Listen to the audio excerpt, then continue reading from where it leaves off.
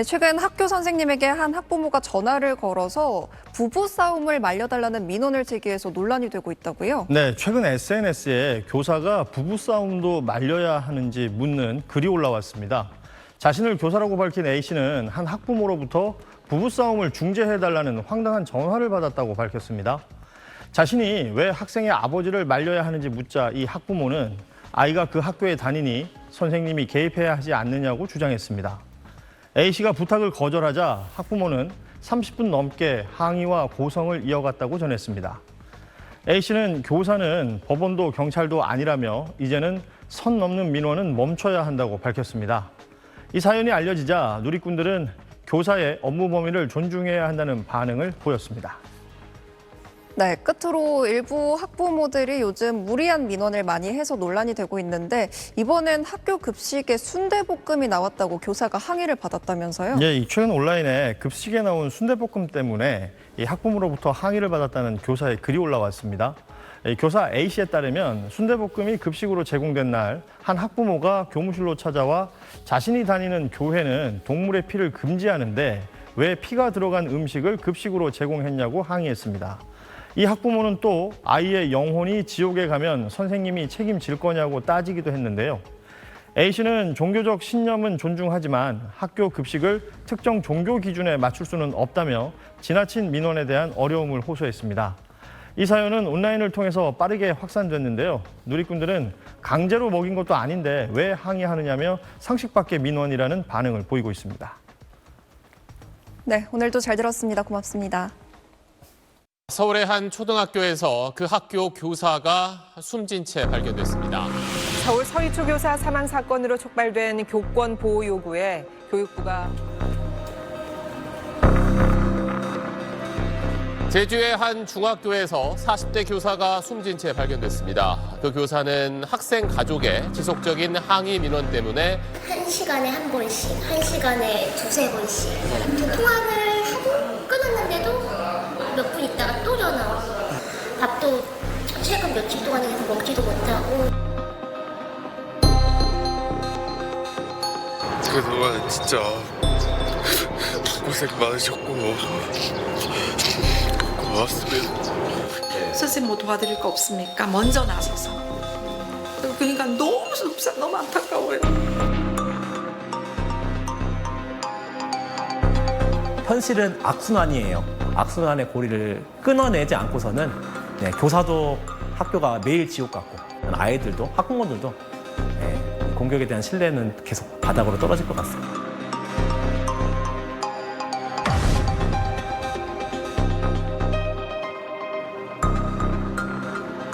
(3년차) 중학교 교사인 김지은 선생님은 정신과 치료와 상담 치료를 함께 받고 있습니다.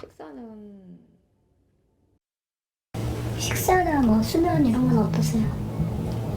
근데 그나마 요즘은 약을 먹으니까 쭉 한 3시간 정도는 그냥 딱 자면 그다음부터 이제 사람이 멍 상태로 이제. 경기도 평택시의 한 중학교에서 지난해 첫 담임을 맡아 누구보다 열정을 쏟았습니다. 첫 담임이었고 또 제가 이 경력이 솔직히 그렇게 많진 않아요. 그러다 보니까 열의도 솔직히 있었고. 그런데 학년 말 황당한 소식을 들었습니다. 경찰서를 통해서 지금 신고가 들어갔다라고 얘기를 하는데 아동학대 신고를 당했대요, 선생님이. 제가요? 학대요? 아동학대를 신고한 학생은 다름 아닌 반장인 K군이었습니다. K군은 1학기 반장 선거에선 여학생에게 밀려 부반장이 됐습니다. 그리곤 반장을 괴롭히는 모습이 눈에 띄었다고 합니다. 남자애들이 이렇게 여자애들을 이렇게 쳐버리면 이게 말 그대로 이게 틀리잖아요. 여자아이와 남자아이. 그리고 기습적으로 맞으면 애들이 이렇게 휘청하죠.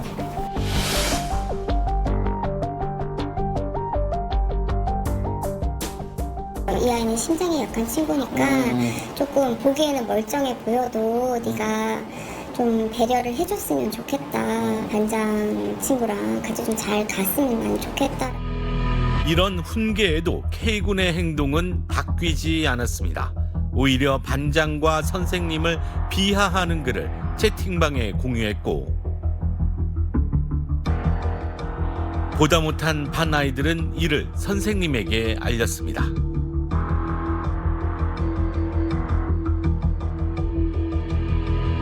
K군의 주도로 학급 분위기가 점차 나빠지는 건 다른 선생님들도 느끼는 부분이었습니다.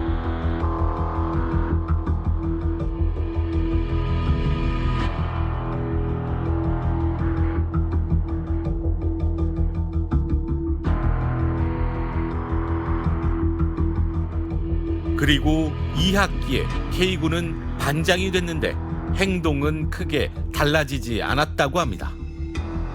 반장이 해야 하는 역할을 아예 안 했어요. 뭐 예를 들어서 학기 초에는 수업 시간표 변동이 많잖아요. 네. 그러면 이제 반장이 와서 확인을 하고 아이들한테 전달이 되는 상황인데 한 번도 온 적이 없어요. 그러다 K군은 학교폭력 가해자로 신고를 당했습니다. 신고자는 평소 친하게 지내던 다른 반 여학생이었습니다. 당시 무슨 일이 있었던 건지 신고 학생의 어머니를 만나봤습니다. 정신과 치료받고 상담받고 이러는데도 좀 너무 힘들어해서 사실 딸은 1학년 때부터 K군과 친하게 지내온 사이였다고 합니다. 복도에서 장난을 치다 K군을 친 게 사건의 발단이었습니다. 때리면서 이렇게 아이들 왜 이렇게 하잖아요. 야! 하고 근데 그날은 그 아이가 기분이 안 좋았었는지 그냥 사정없이 때리더라고요. 이렇게 목 조르고 막 하니까 살려달라고 막 이렇게 잡고 막 이렇게. 거친 폭행이 10분가량 지속됐다고 합니다. 어머니는 딸의 다친 부위 사진이 공개되는 걸 부담스러워했습니다. 취재진이 직접 확인한 사진은 몸 곳곳에 시퍼렇게 멍든 자국이 선명했습니다.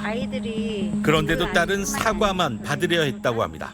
친한 친구라고 생각했기 때문입니다. 그러나 K군은 오히려 비아냥대는 글을 SNS 등에 올렸습니다.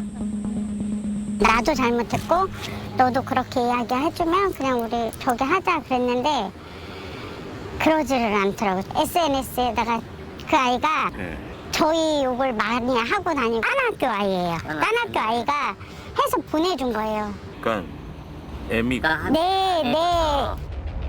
K군의 아버지는 당시 학교 운영위원회 위원장이었습니다. 나 다 알아서 돼. 걱정하지 마. 그리고 아빠한테 전화를 했대요. 아이들이 다 얘기를 해주는 게. 나 이렇게 해서 때렸는데 이렇게 해서 그렇다고. 그러니까 그런 일이 비일비재했대요. 계속.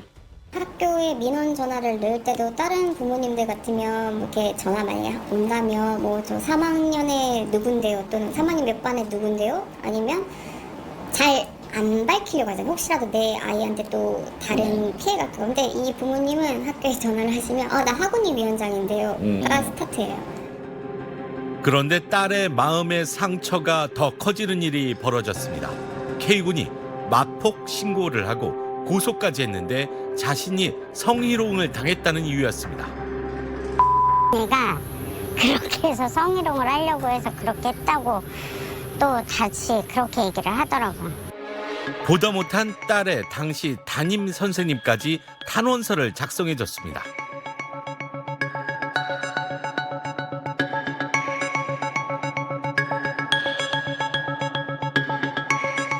결국 학폭위는 K군에 대해서 교내봉사 4시간과 특별교육 2시간의 처분을 내렸습니다.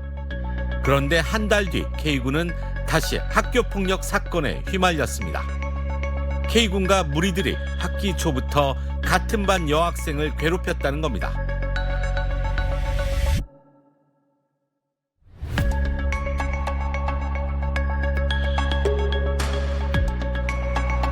이 사건으로 학교를 찾았던 K군 아버지는 선생님을 협박하기도 했다고 합니다.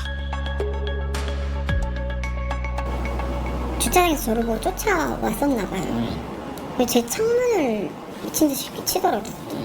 팡팡 치더니 선생님이 우리 애가 8개월 동안 괴롭혔다고 얘기했어요. 이러면 저 솔직히 8개월을 한 것도 몰랐어요.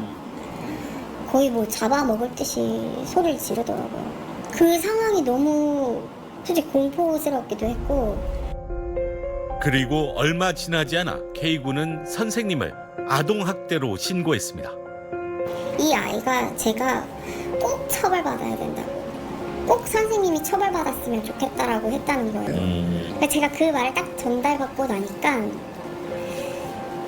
좀 무너졌다는 표현이 맞을 것 같아요. 마음이 무너져버린? K군이 반드시 처벌을 원했던 선생님은 어떤 아동학대를 했다는 걸까? 신고서의 첫 번째 이유는 학기 초에 똥파리, 똥꼬라고 불렀다는 거였습니다. 다른 학년 친구들 중에도 그런 친구들이 있으면 이제 제가 막 아기를 가지고 막 야, 이 똥파리 이게 아니라 똥파리들 요거 하자. 선생님 봐야지 우리 똥파리들 이런 뉘앙스였지. 당시 그 표현을 들은 적이 있는 한 학부모 역시 아이들과 친해지기 위한 정겨운 표현으로 느껴졌다고 했습니다. 우리 아이들이 참 귀엽고 네. 장난기도 있지만 너무 귀엽고 이래서 아이들과 이번 올해도 되게 잘 지내볼 예정이다 라고 말씀하셨고, 표정이라든지 이런 말씀에서 아이들과 굉장히 즐겁게 올해 너무 잘 지내주시겠다는 생각을 먼저 받았거든요. 게다가 K군 학부모의 항의를 받은 이후엔 그 단어를 아예 쓰지 않았다고 합니다. 어머님이 5월에 이제 저희가 학기 처음 상담이 있어요. 이 부분에 대해서 듣기 싫어한다라고 하셔서 어쨌든 상대가 싫다면 그거는 폭력이 될 수 있으니까 그러면 제가 하지 않겠다라고 말씀을 드렸고, K군을 차별해 일주일 내내 청소를 시켰다는 것도 학대로 꼽은 이유였습니다. 하지만 반 친구들은 그런 적 없다고 진술했습니다. 선생님이 반장 선거에 개입해 K군을 떨어뜨리려고 했다는 내용도 담겼습니다. 저는 그게 제가 개입을 했으면 개입된 아이가 됐어야 되지 않을까라는 생각을 해요. 피부가 까만 K군의 외모를 폄훼하는 정서적 학대를 했다는 내용도 넣었는데 역시 반 학생들의 진술은 달랐습니다. 친구와 자신 중에 누가 더 까만지 K군이 선생님에게 물어본 상황이란 겁니다. 아동학대 건을 조사 중인 경찰을 찾았습니다. 경찰은 아동학대 주장 대부분 근거가 부족하거나 학대로 보기 어렵다는 입장이었습니다. K군 측의 입장을 듣기 위해 접촉했지만 취재 요청을 거부했습니다. 저희는 이 사건으로 인해서 수개월 동안 정말 괴로웠거든요. 100에 90은 다 정말 거짓말이에요. 그 선생님 하는 말은 다. 네. 그 선생님은 뭐가 그렇게 좋아서 이렇게 뭐 인터뷰도 응하시고 뭐 방송에도 내보내고 그러신지 모르겠지만 저희는 아이를 생각해서라도 세상 이렇게 힘든 걸 보고 싶지 않아요. 평택시 아동복지과에서도 아동학대가 아니라고 판단했습니다. 반면 선생님은 K군으로 인한 교권 침해 사실을 인정받았습니다. 여러 제자와 학부모, 동료 교사들이 힘을 실어줬기 때문입니다.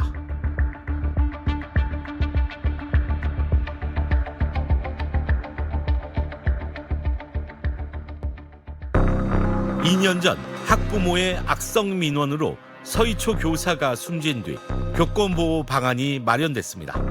핵심은 교감 등으로 구성된 민원 대응팀이 학부모 민원을 직접 대응한다는 것입니다.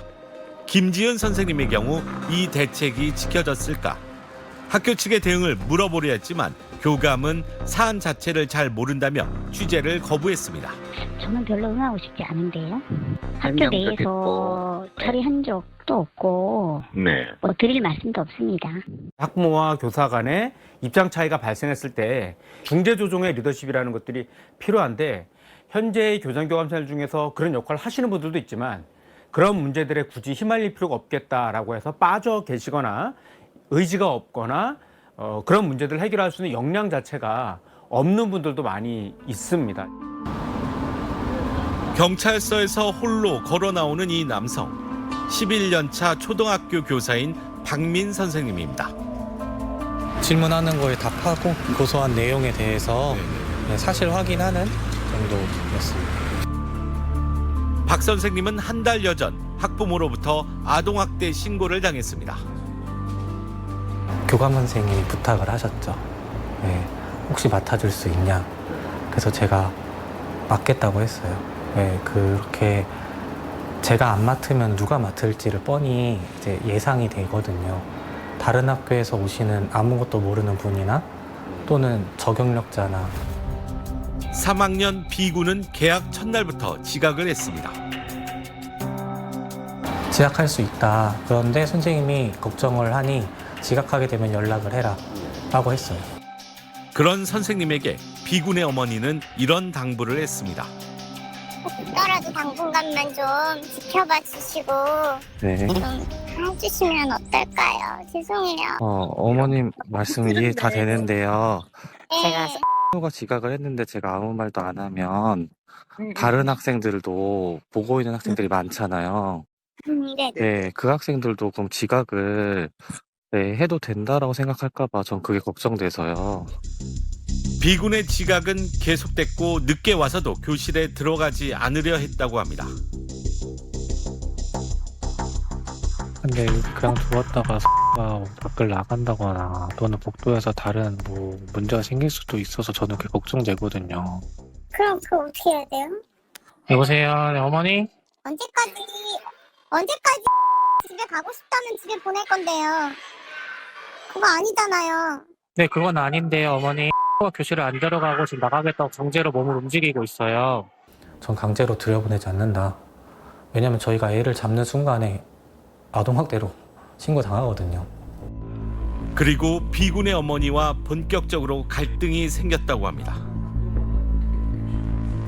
내가 그렇게 애를 봐달라고 부탁을 했는데 왜 애한테 화내고 짜증내고 정색하고 째려보고 다른 애들이랑 차별하고 했냐. 네, 이게 계속 온 거예요. 그래서 저는 답변으로 저는 그러지 않았다. 혼내지 않았다. 그때부터 거의 진짜 250통이 온 게 3월 21일까지만이 250통이에요. 정작 꼭 필요한 문자에는 답을 주지 않았다고 합니다. 애가 집에 잘 도착했으면 연락을 달라. 그러면 또 대답을 안 해요. 저한테 그 다음부터 연락 오는 게 연락하지 말라고 하는데 왜 계속 연락하냐. 자기 너무 심각하다, 괴롭다, 문자만 봐도 소름 끼친다. 나는 이 학생 담임이고 이 학생의 출석 안전을 확인해야 될 의무가 있다.